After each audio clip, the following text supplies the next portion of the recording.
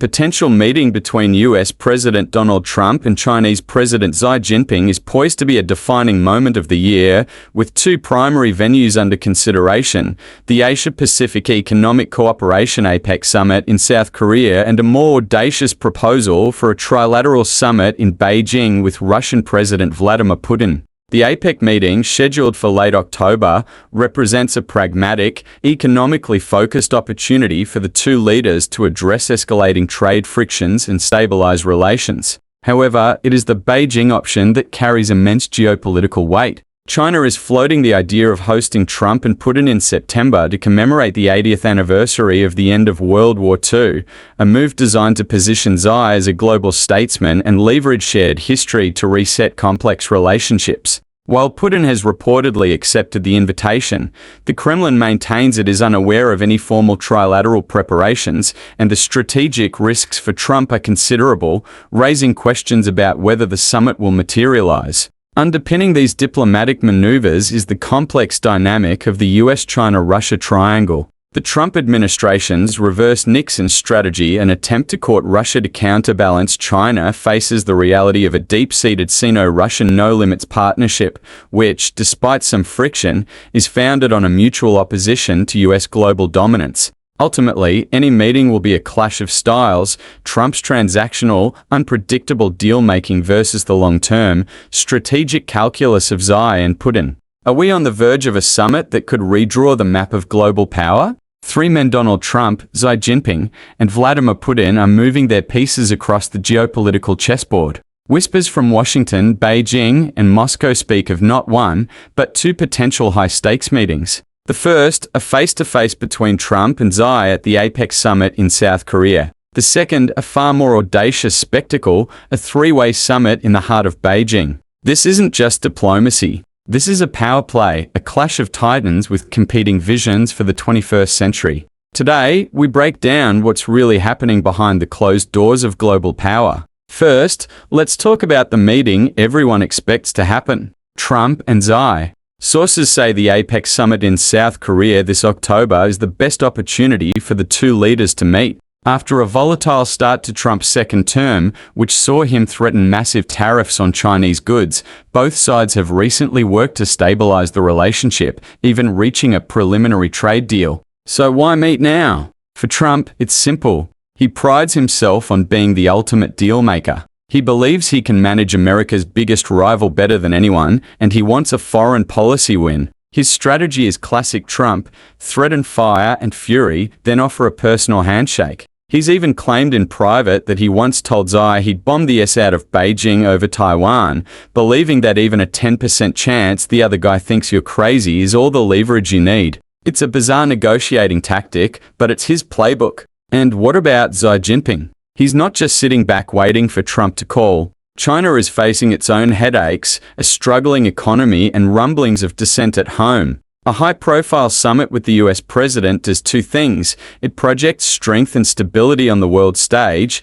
and it serves as a powerful nationalistic distraction from domestic problems. Xi wants to de-risk the US relationship so he can focus on his own turf. So the atmosphere is tense, but pragmatic. There's a strong desire on both sides for a meeting. It's a delicate dance between a president who thinks in terms of news cycles and deals, and a leader who thinks in terms of dynasties.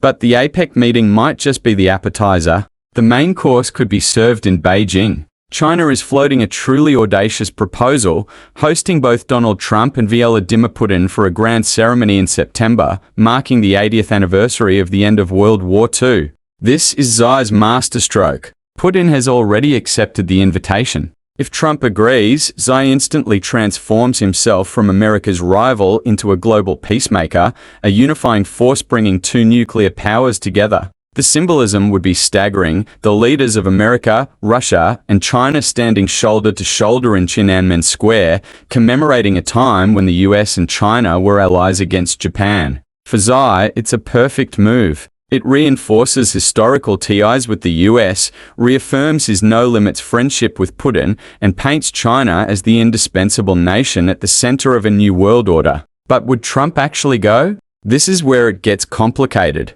For months, his administration has flirted with a so-called reverse Nixon strategy, cozying up to Russia to isolate China, showing up in Beijing as the third guest at a party hosted by Xi for his best friend Putin completely torpedoes that idea. Would Trump be seen as an equal, or would he be playing a secondary role on Xi and Putin's stage? Then there's the Ukraine factor.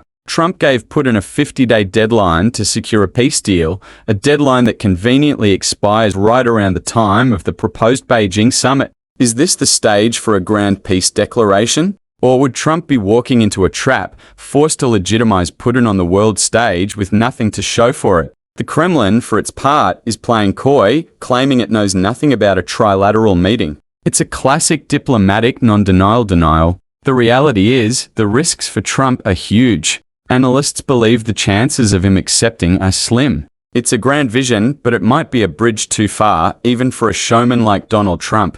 So, can Trump break up the Xi-Putin bromance? Don't bet on it. The no-limits partnership between Russia and China is not just rhetoric, it's built on cold, hard strategic necessity. Both see the United States as the primary obstacle to their global ambitions. Russia has the natural resources, and China has the cash and the technology. Since the war in Ukraine, China has become Russia's essential economic lifeline, with bilateral trade soaring to over $240 billion.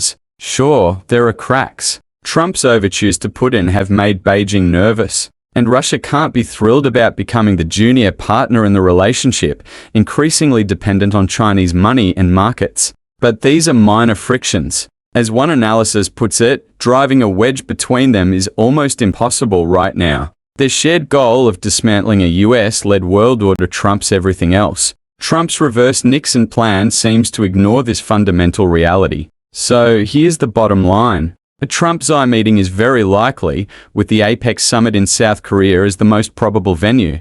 It will be a pragmatic, tense negotiation over trade and technology. The trilateral summit in Beijing is the real wild card. It's a brilliant strategic gambit by Xi Jinping, but one that carries too many risks for a US president. It's more likely to remain a tantalizing what-if than a reality. Ultimately, what we are witnessing is a fundamental clash of political philosophies. Donald Trump, the self-proclaimed dealmaker, is focused on transactional wins he can sell to his base. But he's up against two Western-called authoritarians, who are playing a much longer game. They aren't just trying to win the next election, they are trying to write the history of the next century. Whether they meet as two or as three, the world will be watching. Will these summits lead to a new era of stability, or will they simply be the next act in the strongman follies? One thing is certain, the world order is being shaken, and the consequences will affect us all.